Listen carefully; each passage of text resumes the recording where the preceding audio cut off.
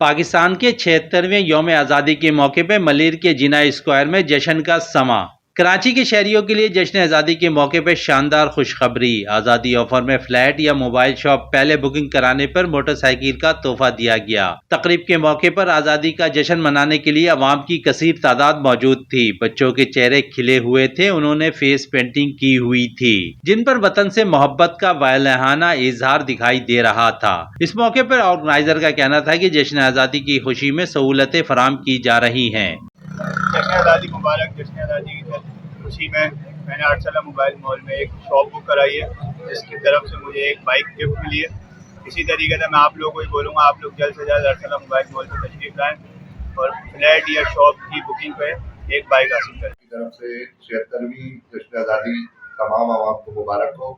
Arsala bride की तरफ से यहाँ पे जश्न आज़ादी का प्रोग्राम रखा गया है। इसमें डिस्काउंट स्कीमें भी हैं, बच्चों के चीज़ें भी हैं, जंपिंग है, फेस पेंटिंग है, कैंडीज हैं और बहुत सारे इवेंट्स हैं। बच्चों के लिए स्पेशल गिफ्ट भी हैं और एहलियान मलीर के लिए एक स्पेशल डिस्काउंट भी रखा गया है।